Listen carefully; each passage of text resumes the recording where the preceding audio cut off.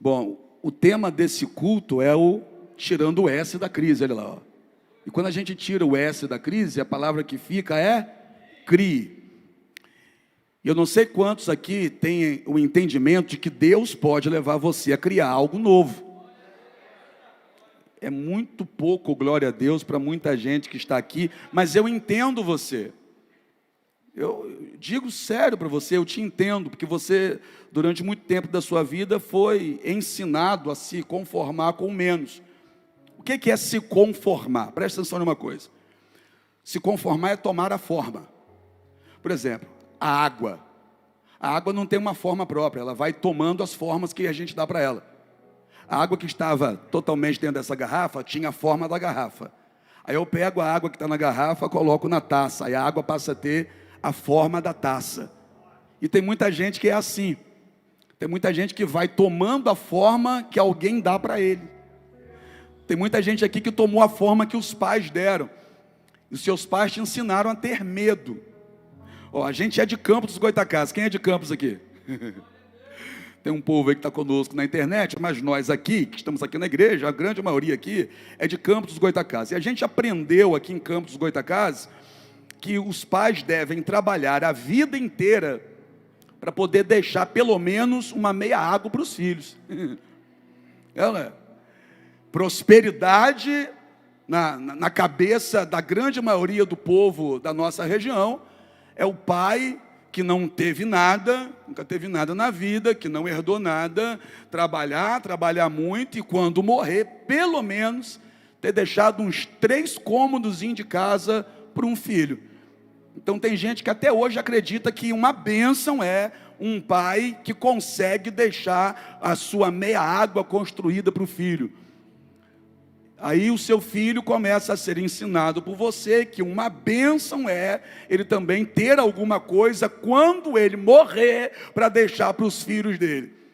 Aí as pessoas passam a vida inteira tentando construir algo para deixar para aquele que virá depois dele, quando na verdade deveriam passar a vida ensinando algo aos filhos, para que os filhos consigam conquistar aquilo que é deles, e não venha simplesmente herdar aquilo que você construiu.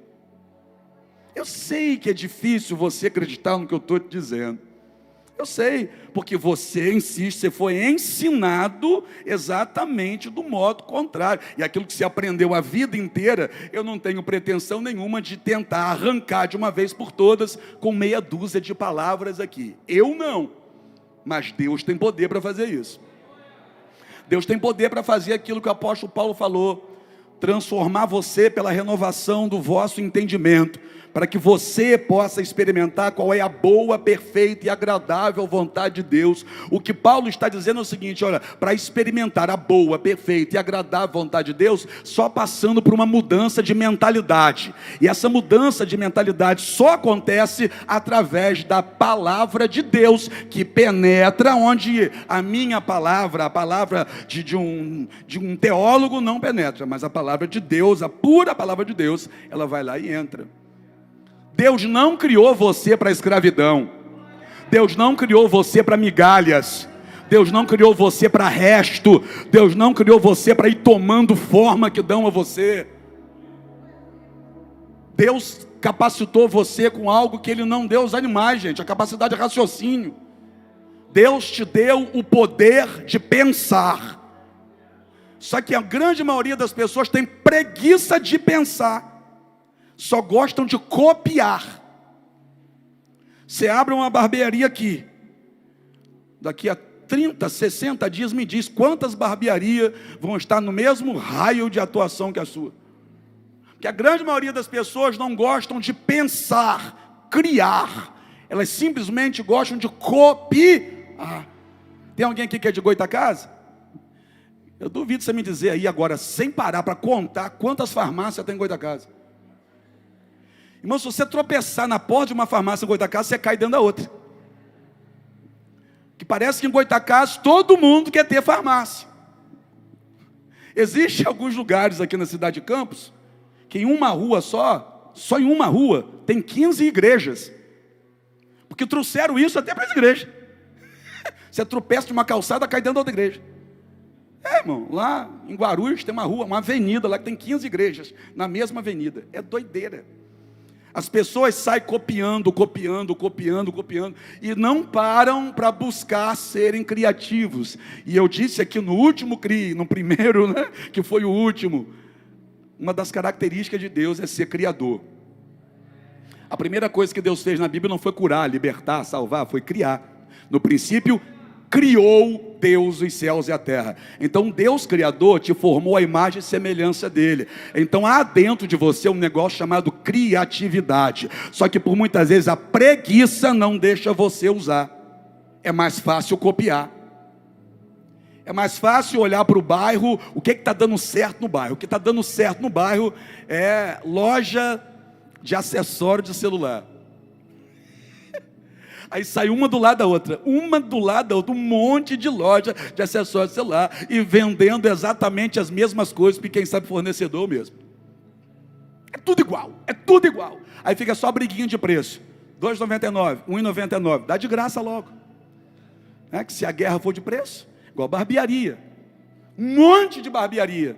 Mas assim como eu disse lá no último, eu digo hoje, a sua barbearia não vai ser mais uma barbearia, o seu restaurante não vai ser mais um restaurante, o seu salão de beleza não vai ser mais um salão de beleza, porque a mão de Deus vai operar ali dentro, Deus vai dar a você ideias, Deus vai desenvolver em você essa capacidade criativa, Deus vai te dar sabedoria, assim como Deus ungiu a mente de Daniel, Deus vai ungir a mente de pessoas aqui, e vou dizer mais, quando a criatividade aflorar, Deus vai dar a você também um negócio chamado autoridade para executar, porque não adianta ter a ideia e não colocar a ideia em prática. Tem muita gente que é maravilhoso para ter ideia, mas não sabe executar nenhuma ideia que tem. Aí ele tem a ideia, compartilha com alguém, esse alguém vai lá, abre, rouba a ideia, dá certo, depois a pessoa fica, puxa vida, eu tive essa ideia aí, essa ideia era minha, não era sua, é de quem vai lá e executa.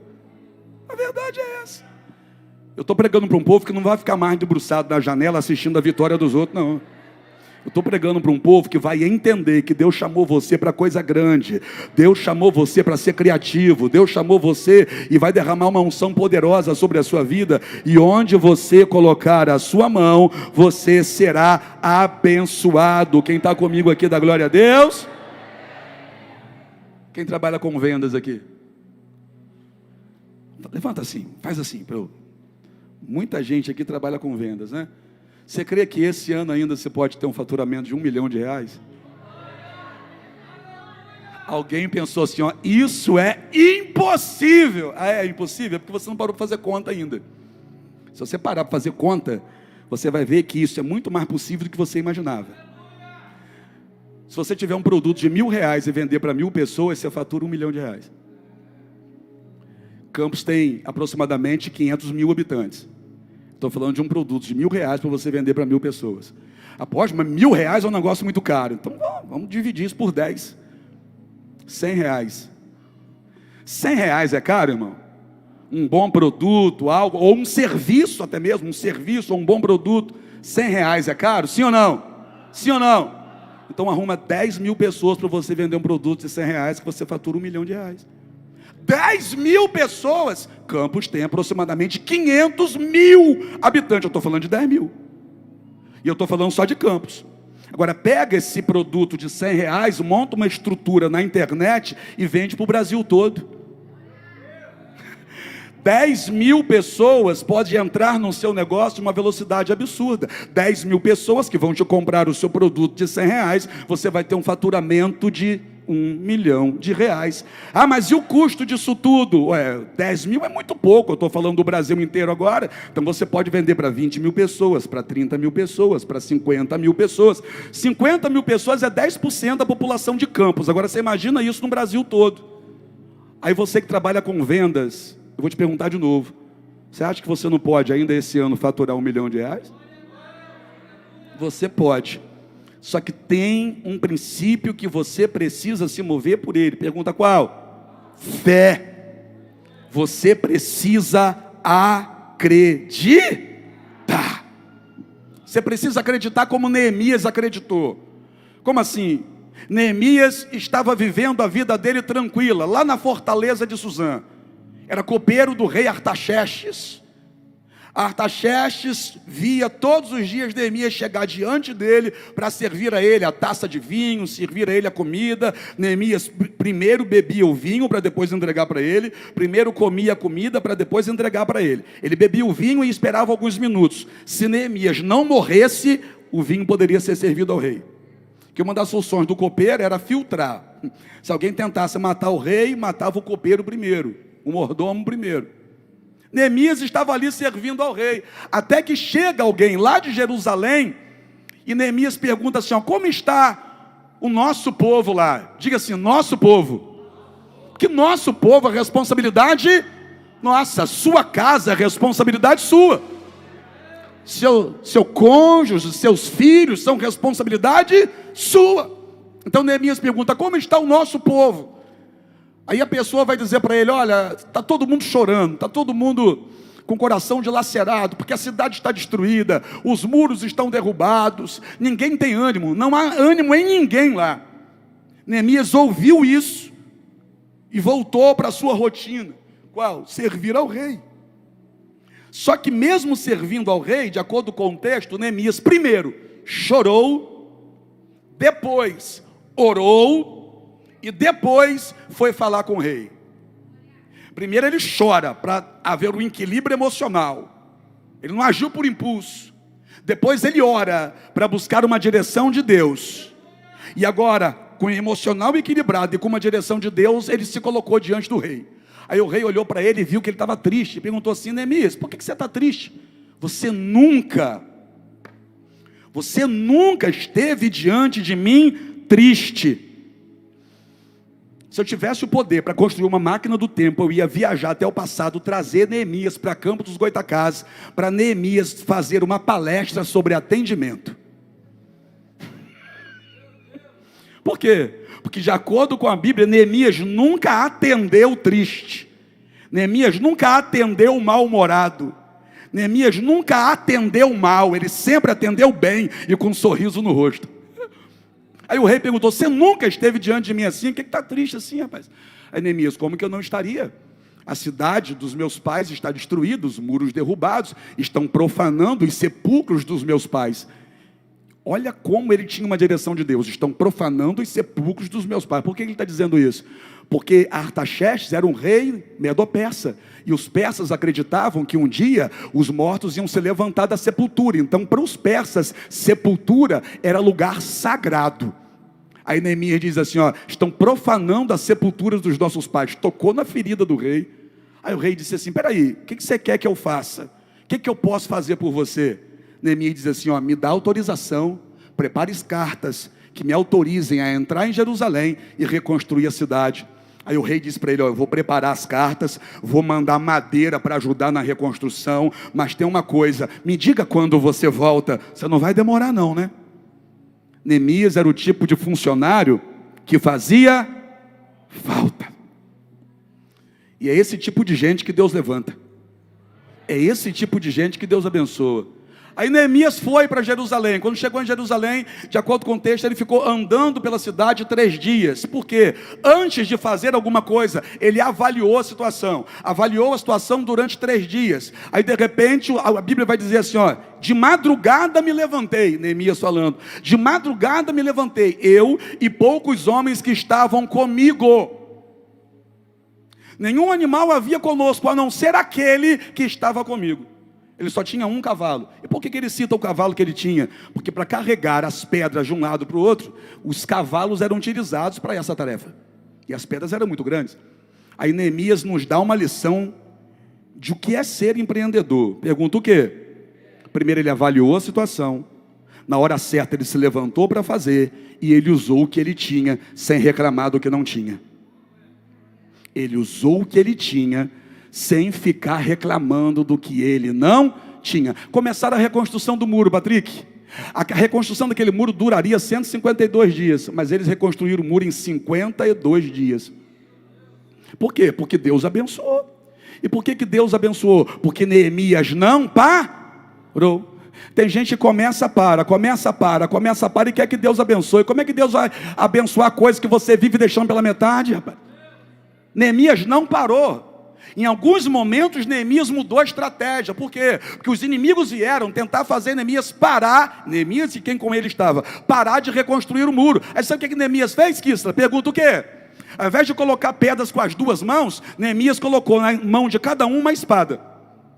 Tá, cada um com uma espada na mão e com a outra estão colocando as pedras no muro. Uma espada em uma mão e a pedra no outro. O que é isso? Neemias mudou a estratégia, mas ele não desistiu do propósito. Eu vou dizer de novo, ele mudou a estratégia, mas ele não desistiu do propósito. Você não tem que fechar o seu negócio, você tem que mudar a estratégia. Você não tem que desistir do negócio, você tem que mudar a estratégia. É porque tem gente que está querendo vencer hoje, do mesmo jeito que você trabalhava 20 anos atrás. As coisas mudaram, querido. Mudaram. E se você não mudar a estratégia, esse projeto realmente não vai para frente. Neemias teve a sacada de entender que a estratégia precisava mudar para que ele continuasse dentro daquele projeto e cumprisse o seu propósito.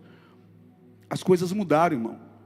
Hoje em dia o que dá banho aí em relação a vendas é a internet. E tem gente que achando que a cartolina colada na parede com preço de promoção vai resolver. Tem gente que acha que pegar uma cartolina e fazer com hidrocolar, ó, de 50 por 30 é a solução. Não é mais a solução, irmão. Isso aí funcionou em alguma época. Hoje em dia a estratégia é diferente. Neemias mudou a estratégia, não desistiu da visão e concluiu o muro em 52 dias. Deus vai te dar estratégia nova, Deus vai te dar visão de águia, Deus vai te abençoar. Você não vai desistir desse negócio e você vai ver que vai dar certo em nome de Jesus. Está comigo aqui? Mas por que a gente conhece Neemias? Porque Neemias resolveu um problema.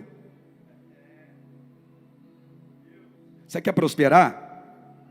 Quem quer prosperar aqui? Levanta a mão. Resolva problemas. Só que a grande maioria das pessoas foge dos problemas. Quer prosperar? Descubra um problema e busque a solução para ele. Que quem prospera é quem consegue resolver problema de muitas pessoas. Como assim?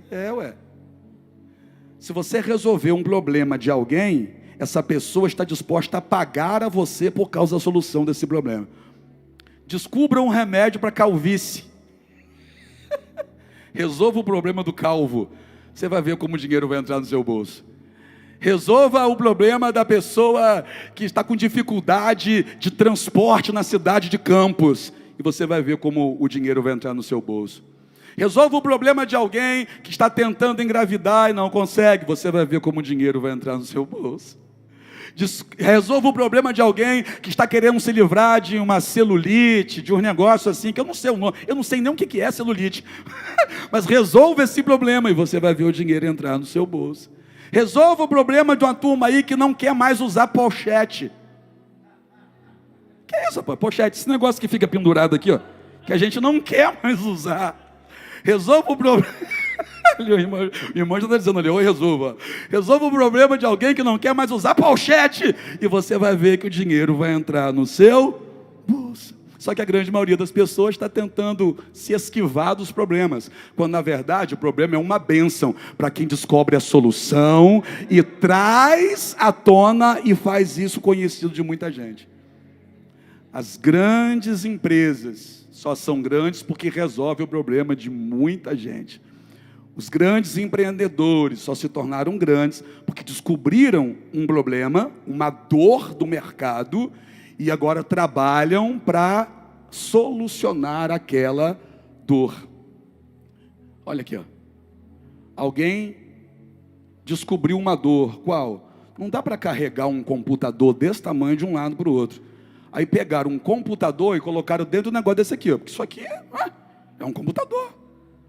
E o cara que inventou esse negócio aqui ficou rico.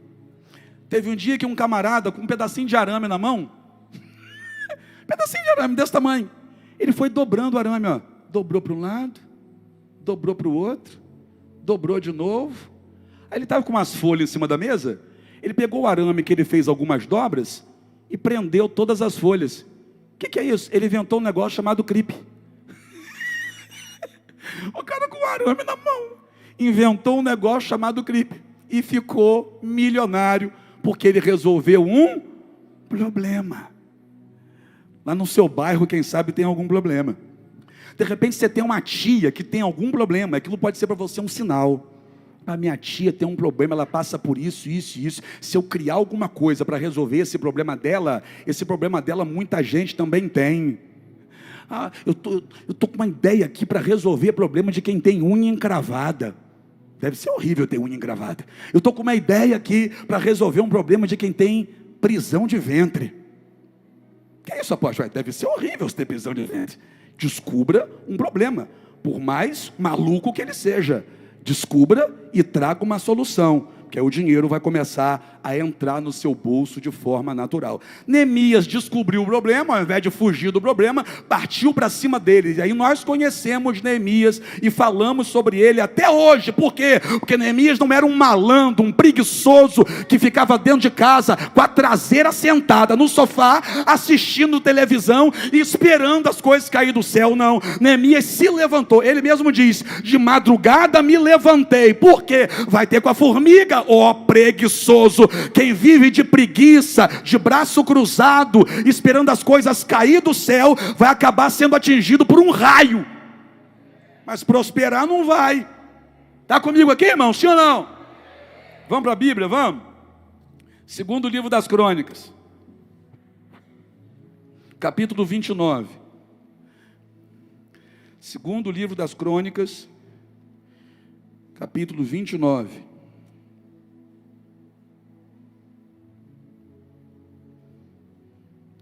Versículo de número... Vamos ler alguns textos, espera aí. Vamos ler o versículo primeiro logo. Então você que vem para a primeira terça-feira do mês aqui na Semente do Amor, você sabe que a palavra vai ser voltada para essa área da sua vida. E não pense que isso é espiritual, não. É tão espiritual que o diabo não quer que você ouça. Para quê? Para continuar te prendendo na miséria. Não foi Deus que inventou a miséria para você, não. É Satanás que quer te prender na miséria para te envergonhar. E ainda a sua família fica olhando para você e dizendo: serve a Deus numa miséria dessa? Você vai dar a volta por cima e vai abençoar muita gente com a sua vida. A Bíblia diz que é melhor dar do que? Mas como que você vai dar se você não tem? É melhor dar do que receber. Mas como é que você vai dar se você não tiver? Quem foi que fez Abraão prosperar? Deus. A Bíblia em Lucas, você gosta dessa passagem, a pastora também gosta muito. A Bíblia traz a história do rico e Lázaro, não é verdade? O rico e Lázaro, os dois morreram. Um estava no seio de Abraão, não é? E o outro estava no inferno. Agora, a gente até hoje olhou para esse texto dizendo: é a história do rico e de Lázaro, só porque na epígrafe está dizendo isso. Mas em nenhum momento Lázaro abriu a boca naquele texto. Lázaro não falou nada, Lázaro não ouviu nada, Lázaro só estava lá parado. Quem falou foi o rico e Abraão. Então é a história do rico e de Abraão. Agora, olha só, presta atenção comigo. O rico e Abraão falam no texto. O rico era rico e estava no inferno, e Abraão estava na glória, mas Abraão também era rico. Porque quem lê esse texto pensa o seguinte: quem é rico vai para o inferno e quem é pobre vai para o céu. É por isso que tem muito religioso que te ensinou a ser pobre, e usaram até esse texto como base, porque Lázaro é o pobre da história, e estava na glória, e o rico estava no inferno. Aí te ensinaram que rico vai para o inferno e pobre vai para o céu. Só que Abraão era rico e estava na glória. Tem dois ricos nessa história. Tem um rico no inferno e tem um rico na glória. Por quê? Porque não é o dinheiro que determina onde você está, mas é o tipo de sentimento que você coloca sobre ele. O amor ao dinheiro é a raiz de todos os males. Diga assim: eu vou prosperar, vou abençoar muita gente e continuarei salvo. Dá um glória a Deus aí se você crê nisso, irmão. Isso aí. Muita gente vai ser abençoada através de você. A começar pela tua casa, tá? Porque não adianta querer fazer média e abençoar os de fora e deixar os de dentro para descer não, hein? Vamos lá. Segundo livro das Crônicas, capítulo 29, versículo 1. E tinha Ezequias 25 anos de idade, quando começou a reinar, e reinou 29 anos em Jerusalém, e era o nome de sua mãe Abia, filha de Zacarias, e fez o que era reto aos olhos do Senhor, conforme a tudo quanto fizera Davi, seu pai. Davi, seu? Mas ele não era filho de Davi, já te explico isso. Vai mais à frente, versículo 6. Porque nossos pais transgrediram e fizeram o que era mal aos olhos do Senhor nosso Deus, e o deixaram, e desviaram os seus rostos do tabernáculo do Senhor, e lhe deram as costas. Também fecharam as portas do alpendre, e apagaram as lâmpadas, e não queimaram incenso, nem ofereceram holocaustos no santuário ao Deus de Israel. Não queimaram incenso, nem ofereceram holocaustos no santuário ao Deus de Israel. Senhor Deus, a tua palavra é santa, é poderosa, ela tem poder, Senhor, para quebrar essas barreiras que foram levantadas dentro do coração e da mente dos meus irmãos, por pessoas, meu Senhor, que sem conhecer a tua palavra, quiseram ensiná-la. Virou um efeito dominó, aprenderam errado, ensinaram errado, mas a palavra do Senhor hoje pode penetrar, derrubar essas barreiras, Senhor, despedaçar essas correntes, quebrar esses grilhões, libertar o seu povo, para que possam sim erguer a cabeça, olhar para o alto, entender qual é a vontade do Senhor para a nossa vida. Meu Deus, que cada um que aqui está entenda qual é o propósito para o qual nasceu. Faça-os, meu Senhor, sonhar alto, faça-os, meu Senhor, ter visão de águia, faça-os, meu Senhor, ter atitude de leão, meu Pai. Abra o entendimento deles, fala, teus filhos ouvem, em nome de Jesus, amém? Pode se assentar aí, irmão.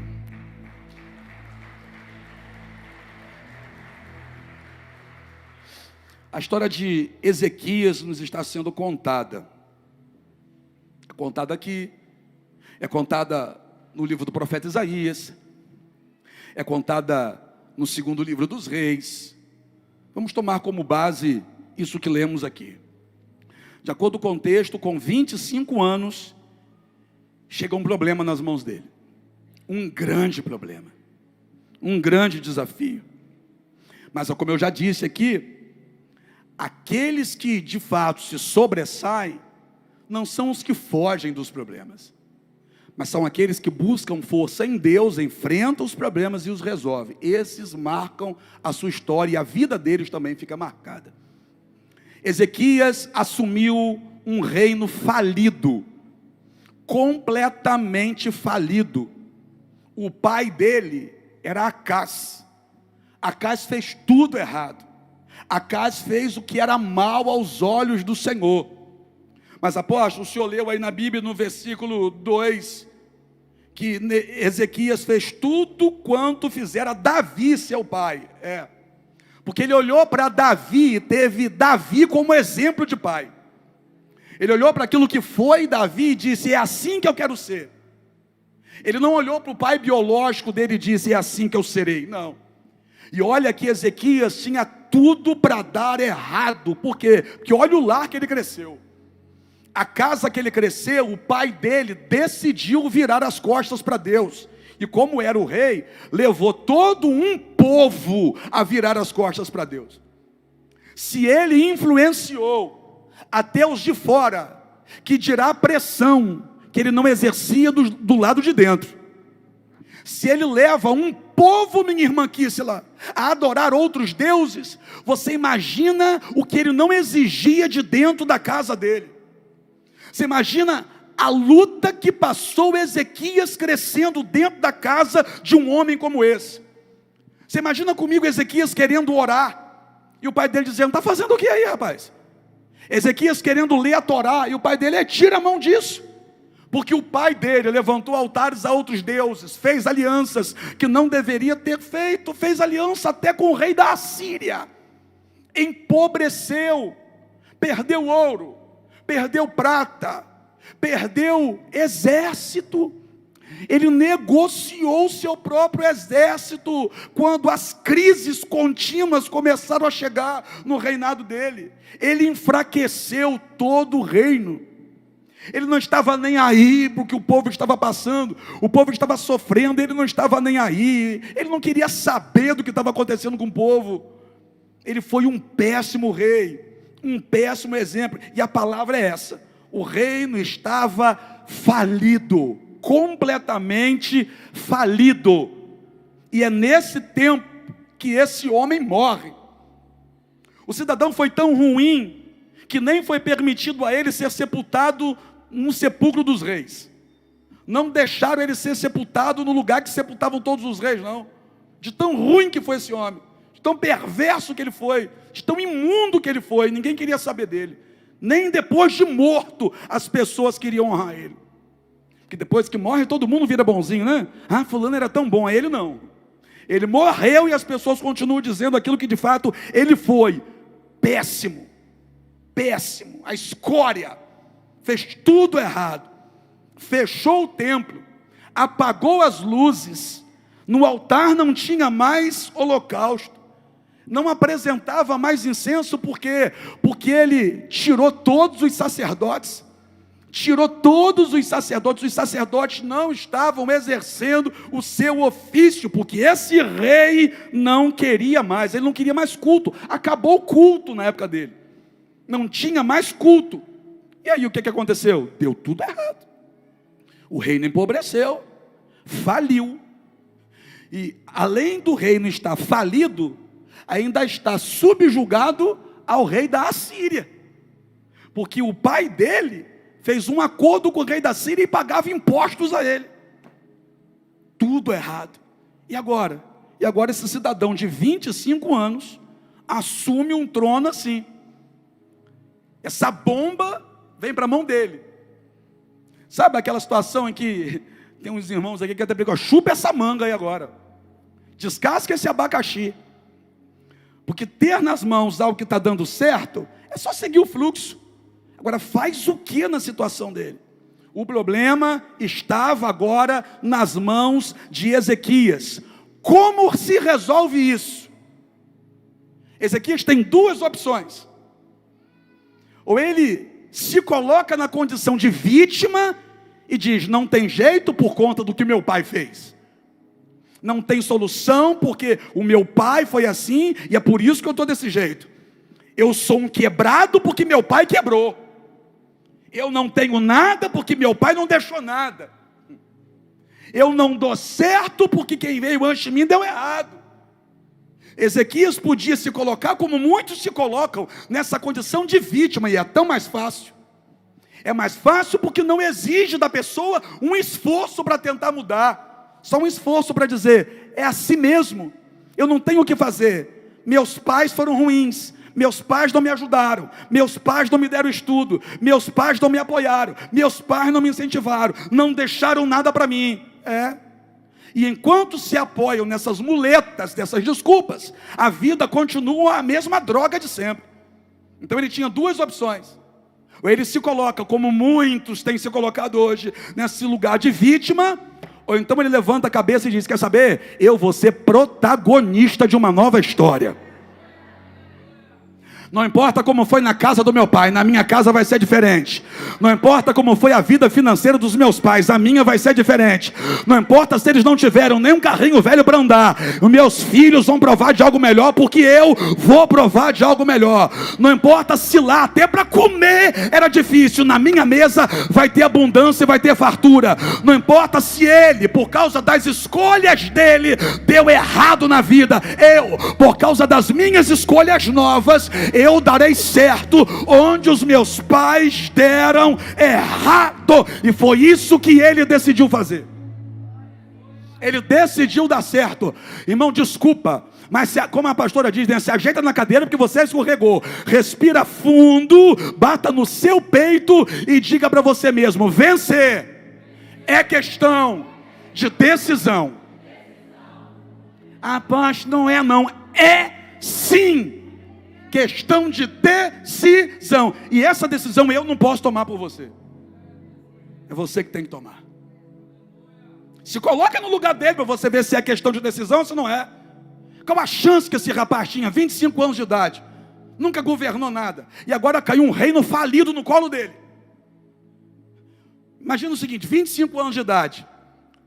Nunca trabalhou em nada. E de repente cai uma empresa quebrada no colo dele. Faz o quê? Fecha a porta? Fecha a porta? Hein? Decreta falência? Diz para os funcionários, olha, não teve jeito, a culpa não é minha, foi do meu pai morreu, acabou, não tem mais jeito. Faz o quê? Aceita a situação ou se levanta para mudar ela? Porque tem gente esperando que a situação mude. E se eu te disser que Deus vai te dar força para que você mude essa situação? Agora, Ezequias assume o trono, e a primeira coisa que ele vai fazer é parar e pensar. Repita comigo, pensou. Primeira coisa que ele fez, pensou em quê? Qual a razão do reino ter chegado nessa condição? É o primeiro ponto se você quer dar certo na vida. Como assim, apóstolo? Para você resolver, você precisa saber qual foi o motivo que te levou a chegar nessa situação. Você só vai mudar a sua situação se você descobrir qual foi o motivo que fez você chegar nessa situação. Por quê? Não adianta só remediar, tem que tratar a enfermidade para curar. Deixa eu te explicar isso aqui. Quando Neemias assume, ele vai entender por que o reino está quebrado. E quando ele vai buscar uma razão para o reino estar falido, quebrado, ele encontra. Ele diz assim, nossos pais viraram as costas para Deus, apagaram as lâmpadas do santuário, fecharam a porta do templo, tiraram os sacerdotes que serviam ao Senhor, acabaram com o culto a Deus. O que Neemias está fazendo? Ele descobriu qual foi a razão, qual foi o motivo para estar quebrado, qual foi o motivo para estar falido. Agora ele descobriu o motivo. E ele descobriu que esse motivo não era ele. Nesse caso, o motivo não era ele. Nesse caso, o motivo foi o pai dele. Foi quem veio antes dele, nesse caso. Porque descobrir o motivo, quando o motivo não sou eu, é até mais fácil. Agora, descobrir o motivo, quando o motivo sou eu, é mais difícil, porque a gente é perito em botar a culpa em alguém. A gente não quer assumir as nossas culpas. A gente não quer dizer assim, a culpa foi minha. E como a gente não quer dizer a culpa foi minha, então a gente não procura a falha na gente, a gente procura no outro. A gente olha para a culpa que está no outro, para o problema que o outro causou. Neemias encontrou a razão. Nesse caso, a razão não era ele. Mas e se no seu caso a razão for você? Como assim, apóstolo? 1 Coríntios 11, examine, pois, o homem a si mesmo. É difícil, mas a gente tem que parar para conversar com a gente mesmo. Como assim? É porque a grande maioria que aqui está comigo nessa noite não tem por hábito sentar consigo mesmo para conversar. Já começaram a me chamar de doido já. Porque quem fala sozinho é chamado de doido. Quem fala sozinho é maluco, é perturbado. Porque ensinaram para você que falar sozinho é coisa de doido. E se eu te disser que te ensinaram errado? Que falar sozinho é falar consigo mesmo. E falar consigo mesmo é uma bênção. Falar consigo mesmo é uma bênção? E tem gente aqui que tem a agenda tão apertada, a correria tão grande, que para você conseguir parar para conversar com você mesmo, você vai ter que se colocar na sua agenda.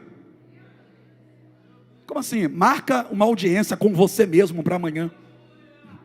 Bota você na sua agenda amanhã, 11 horas, o Paulo vai atender o Paulo. 11 horas, o Patrick vai atender o Patrick, o irmão vai atender o irmão. Por que é uma bênção conversar consigo mesmo? Porque aí eu tenho como me perguntar coisas que você não teria coragem de me perguntar. Por quê? Porque gosta de mim, é meu amigo. e ficar sem jeito de me perguntar. Como assim? Aí o Paulo pode olhar para o Paulo e perguntar: ô Paulo, você está quebrado por quê? Você está sem dinheiro por quê? Ô Paulo, você está todo endividado por quê? Ô Paulo, você está com cartão de crédito estourado por quê? Ô Paulo, seu cheque bateu sem fundo por quê?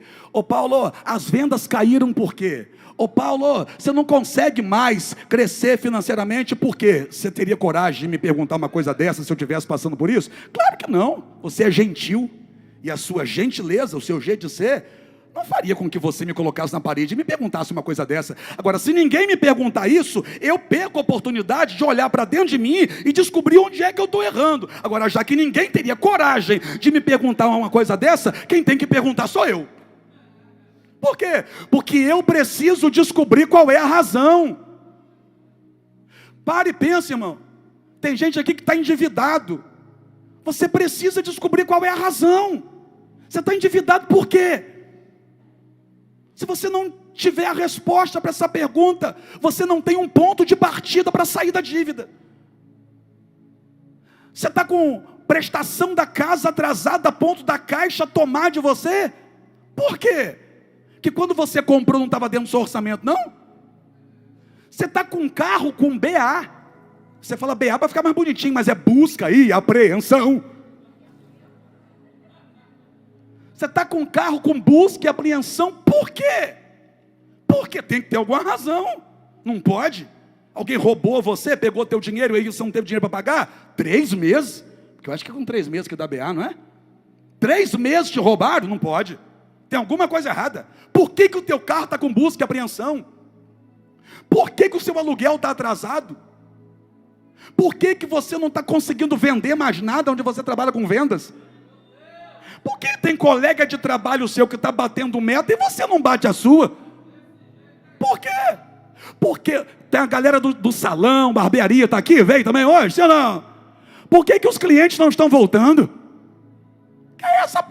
Por que os clientes não estão voltando? Vai lá uma vez, faz o cabelo uma vez, você nem lembra o nome, porque só foi uma vez e nunca mais voltou. Qual a razão disso? Por que não volta? Por que não tem fidelidade? Por que não compra de novo com você? Por que o seu ticket médio não aumenta, só diminui? Por que cada mês que passa você está mais endividado? Por que as pessoas estão te chamando de caloteiro? Qual a razão? Você vai esfregar, vai aparecer um gênio e vai dizer: faça 3 pedidos. Sai do mundo da fantasia, vem para a realidade. Deus quer que você cresça, mas Deus não quer que você cresça sem sabedoria, porque senão não tem crescimento nenhum. A chave para a tua vida financeira mudar é sabedoria. Ezequias descobriu qual é a razão de se estar quebrado. Eu estou quebrado. Quando ele assumiu, vê o que tem no banco, não tem nada no banco. Vê o que tem no cofre, não tem nada com o cofre. E o ouro, acabou o ouro, estou quebrado. Por que eu estou quebrado? Por que as contas nunca fecham mais, rapaz? Por que até para comer uma pizza é difícil? Eu tenho que chegar e ver qual que é mais barato, qual que é mais em conta. Por quê? Por que eu, para ir no restaurante, primeiro eu entro lá no Instagram, vejo que tem preço no cardápio, e falo: opa, agora dá.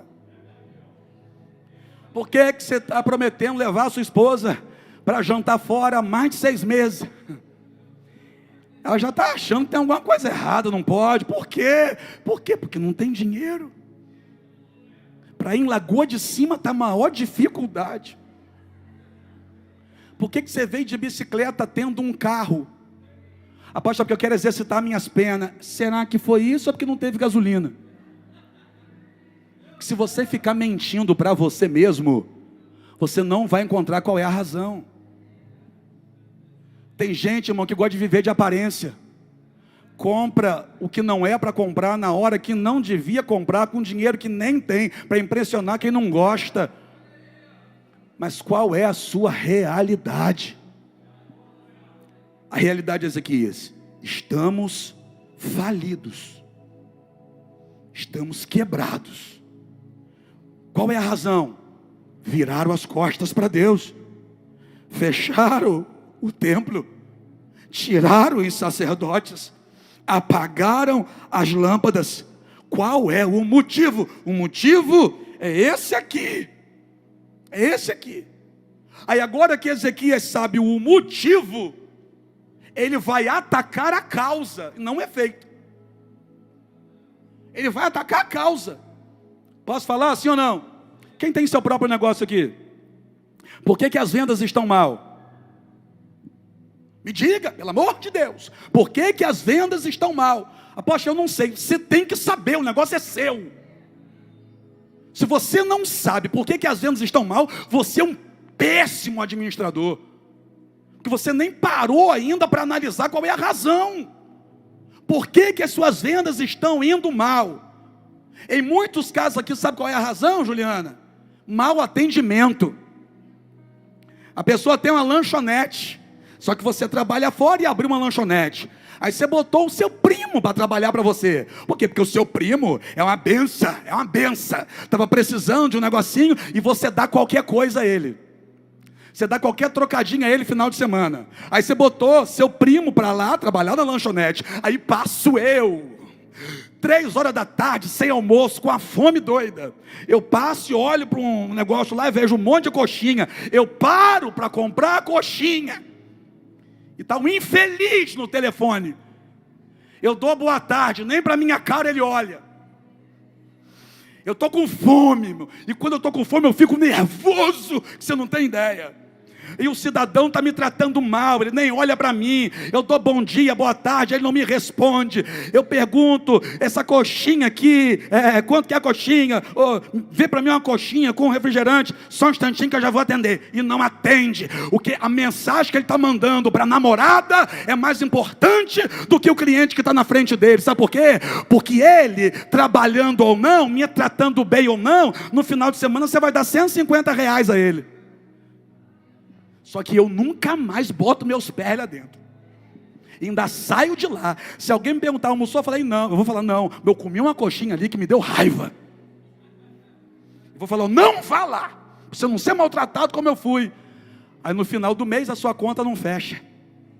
Seu fornecedor de salgado está te botando pressão, porque você pegou e não pagou ainda, está todo endividado, mas o cidadão está com R$150 dentro do bolso dele que você prometeu.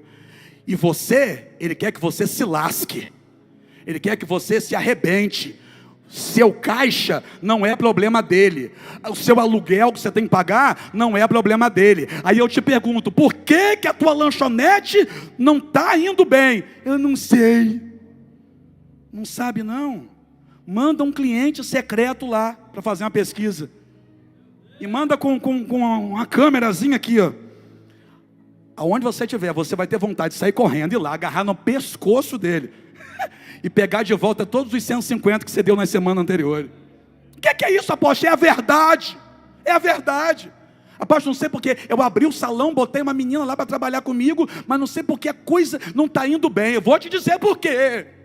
Que enquanto você está agindo coisa na sua casa, filho seu, ou indo no banco para ter o marido, e você deixou a sua funcionária lá, a sua funcionária está fazendo o cabelo da cliente e falando mal de você, e entregando um cartãozinho dela à cliente para fazer cabelo a domicílio. Aí a sua cliente nunca mais volta. Aí você pergunta, o que está acontecendo que as minhas clientes não estão voltando? É porque você colocou uma jararaca misturado com sucuri para trabalhar do seu lado. Só que você não sabe, né? Aí eu te pergunto, por que o teu salão está quebrado? Não sei. Eu não sei. Mas eu sei, tá vendo só? Todo mundo sabe. Só o patinho é que não sabe. Por que eu estou quebrado? Por que as minhas dívidas só crescem? Por que eu não tenho dinheiro para nada?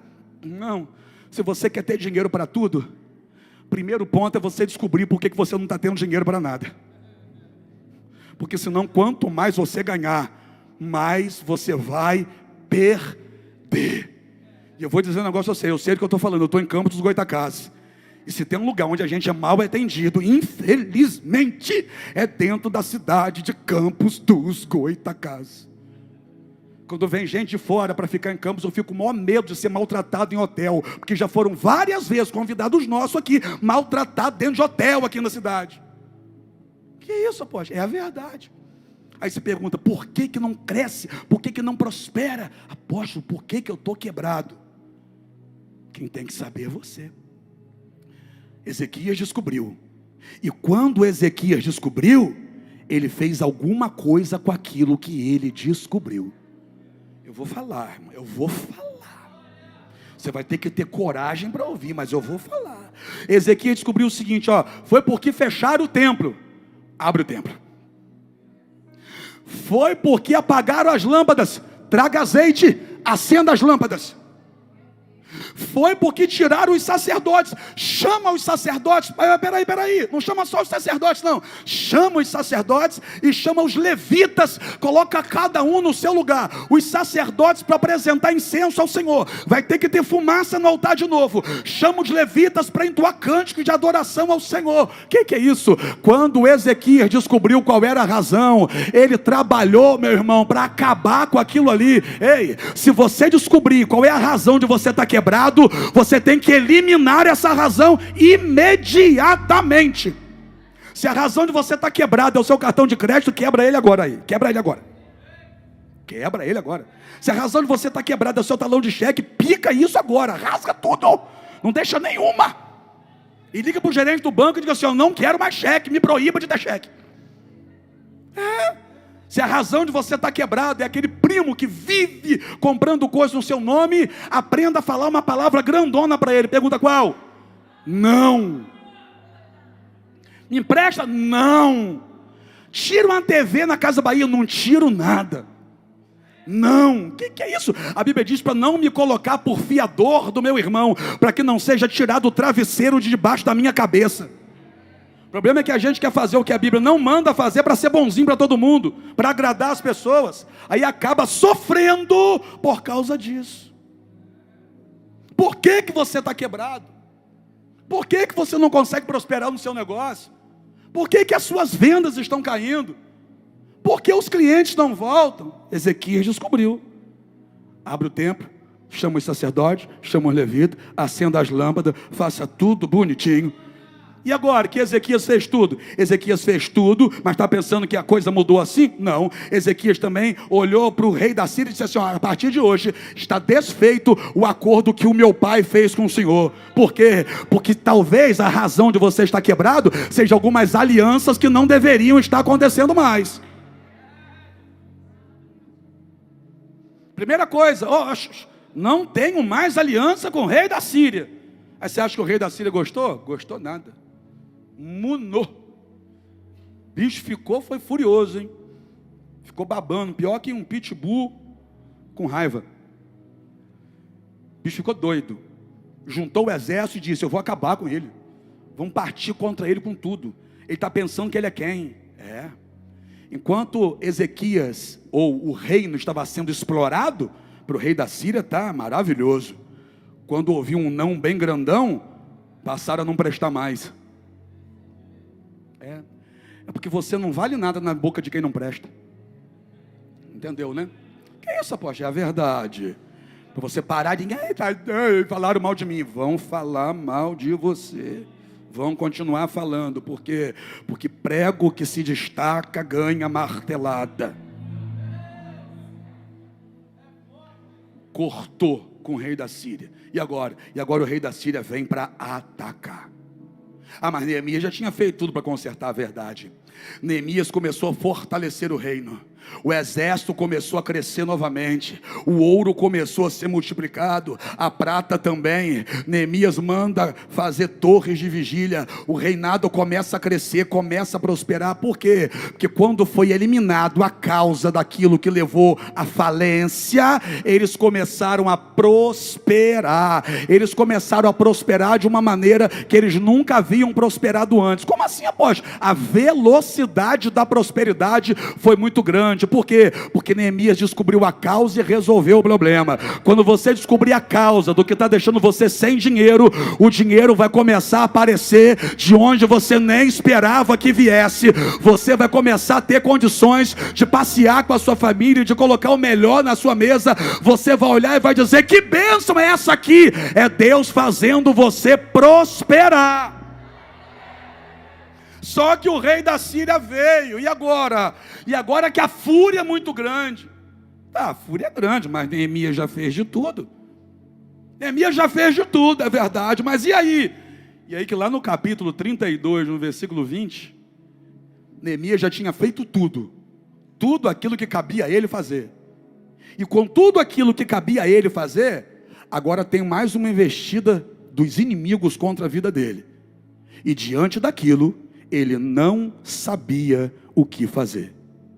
Mas sabe o que Neemias fez? Pergunta para mim o quê? Foi falar com Deus. Eu vou dizer de novo. Neemias foi falar com...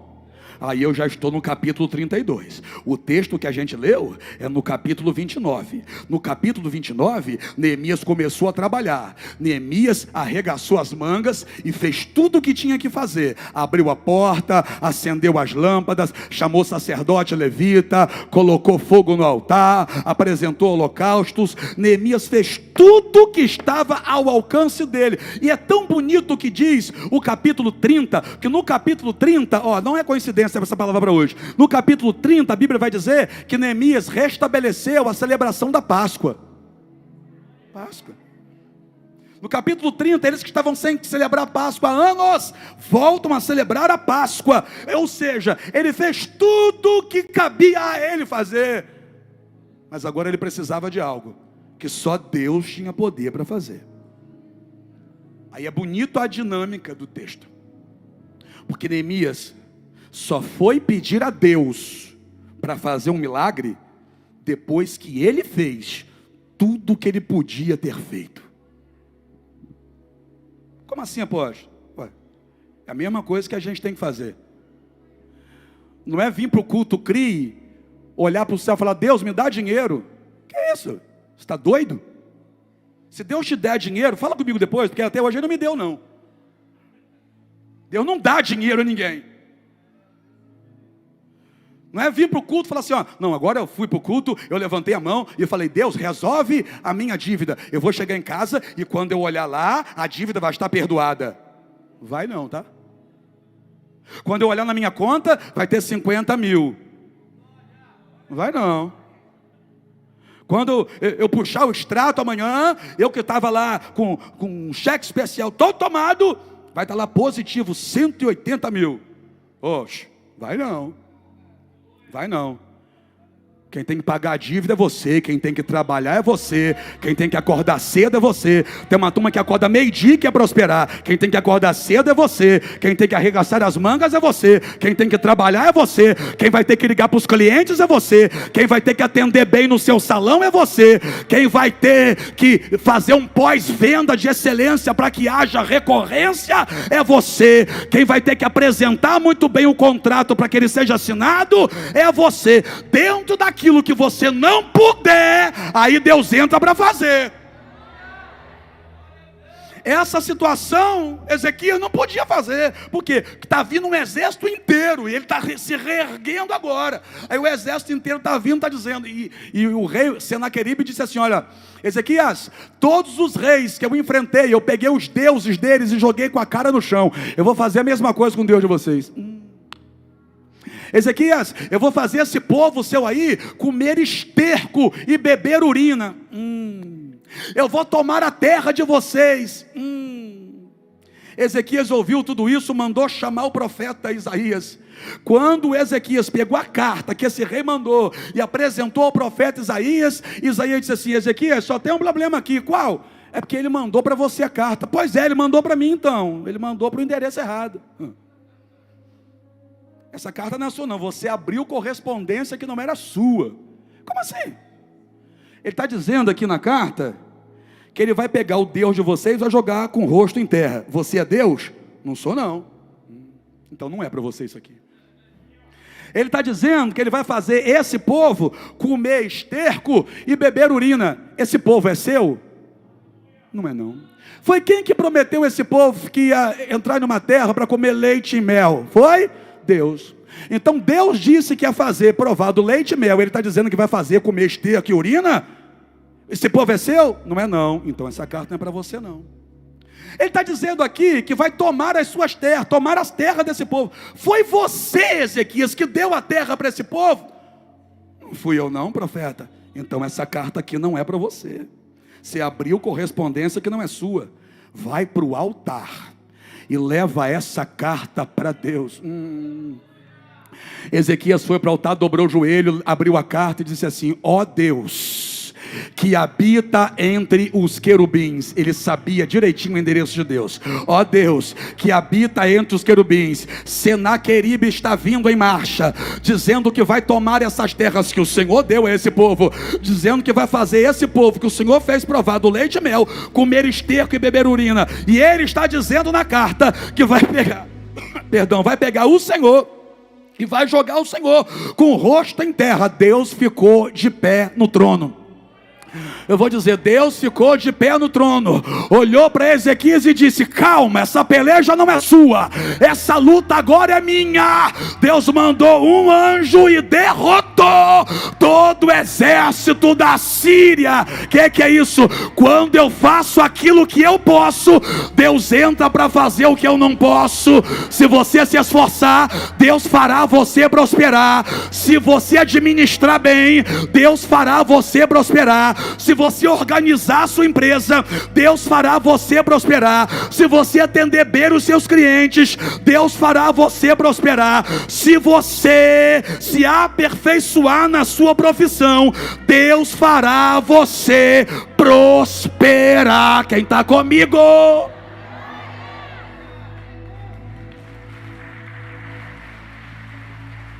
Velber, Ezequias estava sendo o melhor rei que ele podia ser. E quando Deus olhar para você e ver que você está se esforçando para ser o melhor profissional que você puder ser, Deus desce para te abençoar naquilo que você não pode fazer. O tempo passou e Ezequias adoeceu. Deus manda o profeta Isaías, o mesmo profeta, até a casa dele. Isaías vai dizer assim para ele: ó, Deus manda te dizer para você colocar a sua casa em ordem, porque essa enfermidade é para a sua morte. Põe a tua casa em ordem. Põe a tua casa em... O que Deus está dizendo para Ezequias? Ezequias, põe Ezequias na sua agenda. Conversa com você mesmo e vê onde que você está errando. Conversa com você mesmo e descubra o que é que você precisa colocar em ordem. De acordo com o texto, Ezequias virou o rosto para a parede e começou a chorar e orar. O texto lá é palau. Palau é chorar e orar em forma de adoração. Ele colocou o rosto para a parede e começou a adorar o Senhor. E a oração dele foi assim: ó, Senhor, lembra do que eu fiz assim que eu assumi o reino, Senhor. Lembra, Senhor, que andei diante do Senhor de forma reta. Lembra, Senhor, eu derrubei os altares de outros deuses e estabeleci um altar ao Senhor. Lembra, Senhor, que eu trouxe de volta os sacerdotes e os levitas. Lembra, Senhor, que eu acendi as lâmpadas que estavam apagadas, eu abri a porta que estava fechada. Lembra-te, Senhor, antes do profeta sair lá no portão, Deus mandou o profeta voltar. Deus mandou o profeta voltar. O profeta voltou e disse assim: ó, Deus mandou voltar e manda te dizer que Ele vai te dar mais 15 anos de vida. Pega uma pasta de figos, coloca sobre essa enfermidade, e daqui a 3 dias você estará na casa do Senhor. Aí Ezequias diz assim: ó, qual é o sinal que Deus vai me dar de que daqui a 3 dias eu estarei na casa do Senhor? Eu gosto disso, porque olha o pedido dele: qual o sinal que Deus vai me dar de que daqui a 3 dias eu vou estar na casa dele? Ele não disse assim, ó, qual o sinal que Deus vai me dar de que eu vou vencer essa batalha? Não. Qual o sinal que Deus vai me dar de que Ele vai aceitar de novo a minha adoração? Ezequias, põe a sua casa em... O que estava acontecendo com Ezequias? Estava doente e a enfermidade era para a morte. O que ele precisava fazer? Pôr a casa em ordem. A casa dele, a vida dele. Então ele precisava conversar com Ezequias para saber qual era a razão, do que estava acontecendo com ele. Aí quando ele conversou com ele mesmo, ele mudou a postura. E quando ele mudou a postura, Deus mudou o resultado. Posso dizer de novo? Quando ele mudou a postura, Deus mudou o resultado. Fique em pé para a gente terminar. Vou fazer já já. Apóstolo, eu estou quebrado. Muda a postura, que Deus muda o resultado. Porque não adianta estar quebrado e falando mal dos outros. Está quebrado e botando a culpa em ninguém. Muda a postura. Ninguém tem culpa de você estar quebrado não, irmão.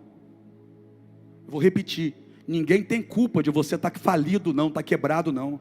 Ah, mas porque o meu pai, quem tem que se virar é você, né, seu pai? Seu pai não tem que deixar nada para você não, rapaz. Tem uma turma que vive na esperança de herdar alguma coisa dos pais. Você está todo errado. Todo errado. Que a minha sogra desfrute de tudo aquilo que ela tem em vida, que os meus pais desfrutem de tudo que eles têm em vida. Por quê? Porque quem lutou para ter aquilo lá foram eles, não fui eu. Então quem tem que desfrutar são eles e não eu. E tem filho que só falta matar um ou outro por causa de herança. Você não tem que estar de olho em herança. Não foi você que construiu aquilo? Você tem que desfrutar daquilo que você constrói, o que você produz, não o que alguém fez. Zoiudo. O olho é maior do que a cara. Está de olho, está doido que o velho morra. Já fez até a conta de quanto que dá a casa. Tomara que seu pai viva 158 anos. Para quê? Para você aprender a conquistar o que é seu e não ficar dependendo daquilo que alguém construiu. Luta, reage, acredita. Essa força está dentro de você, ô Neemias, Ezequias, Neemias, Abraão, ô Isaac, ô Ismael. Essa força está dentro de você. Para de culpar o planeta. Ah, mas a culpa é do governo. Irmão, se a gente for culpar o governo, nós estamos lascados. A culpa é da igreja. Se for culpar a igreja, tu está lascado também. Porque algumas igrejas dentro da nossa cidade já começaram a virar comício. Já começou. Os políticos pegando os microfones dentro das igrejas na nossa cidade de Campos. Isso me dá náusea, eu tenho nojo disso. Não é mais pastor que pega microfone nos cultos deles, não. Agora são os políticos já. Já começou. Já começou. Gente que não tem disposição para trabalhar. Que quer viver mamando na teta do governo. Na teta da política. Bando de frouxo. Bando de frouxo. Que não produz. Quer que um político bote um negocinho aqui para pegar o microfone na mão aqui. Cambada. Vai trabalhar. Vai trabalhar. Porque Deus te deu força para você produzir. Reage. Poxa, eu estou com a minha vida financeira toda destruída. Por quê? Para hoje você precisa encontrar esse porquê. Por que a tua vida financeira está destruída? Você comprou o que não tinha condições de comprar? Pode ser. Devolva. Eu comprei o carro, não estou em condições de pagar. Negocia e entrega. Negocia e entrega. Se não dá para andar no carro de 100, anda no de 30. Se não dá para morar na casa de 300, mora na de 150. Mora no apartamento, com um quarto, dá seu jeito.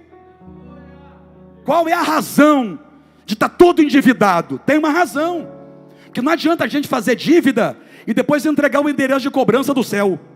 Porque tem crente que é assim. Faz a dívida, endereço de cobrança, é o céu. Deixa que Deus pague. Deus não vai pagar. Deus não vai pagar a dívida que você fez porque você quis. Para de comparar o teu capítulo 5 com o capítulo 50 da vida de alguém. Só porque aquela pessoa está em outra fase da vida, não quer dizer que você também deve estar lá. Respeita as fases. Respeita as fases, irmão. Tem a fase da bicicleta, da Honda Bis, não é? Tem a fase do chevetinho fumaçando. Já teve fase até da mobilete. da Brasília, que se chegava para namorar com uma catinga de gasolina. Não tinha perfume que desse jeito aquilo, nem com torreta tinha. São fases. E se você aprender a respeitar as fases, Deus vai fazendo você mudando de fase, mudando de fase. Só que você tem que parar e perguntar hoje: por que que eu estou endividado? Encontra a resposta para isso. Encontra a resposta para isso. Por que que eu estou quebrado? Lá atrás, quando eu gerenciava empresas lá fora, algumas empresas me contratavam para fazer consultoria e para identificar o porquê que as empresas estavam indo mal. E é interessante que quando a gente identificava algumas razões porque a empresa não estava nos seus balanços tendo um saldo positivo, muitas vezes o dono não gostava do que a gente apresentava. Por quê? Porque na grande maioria das vezes a culpa era da má administração dele. E ninguém gosta de assumir as culpas. Na cabeça deles, eu ia dizer, não, porque tem funcionário roubando. Não. Era pura má administração de alguns. Teve um lá em São Fidélis que eu cheguei para ele, depois de 3 meses de consultoria, eu falei assim, ó, só tem uma solução para você. Ele, qual? Fechar a empresa. Irmão, ele só faltou me matar. Eu contratei você para isso. Eu falei, ó, você me contratou para fazer uma consultoria. Você vai fechar a empresa. Do jeito que está, não dá para continuar. Ele, mas não queria isso. Eu falei, você vai fechar a empresa por 3 meses. E a gente vai trabalhar internamente.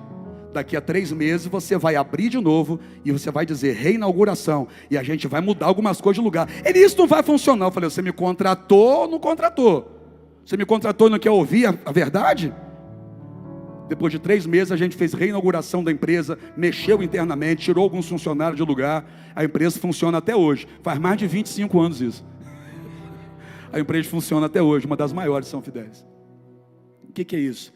Tem hora que a gente tem que parar e analisar onde que eu estou perdendo. Por que que eu estou com dívida? Por que que meu aluguel está atrasado? Por que que a minha luz está cortada? Por que que nem dinheiro para pagar a conta d'água eu estou tendo? Por que que os meus clientes não estão voltando? Por que que eu trabalho com vendas, mas não estou vendendo nada? Por quê? Por quê? Por quê?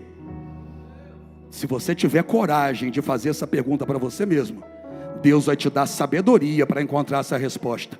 E a partir daí, a sua vida financeira vai começar a mudar.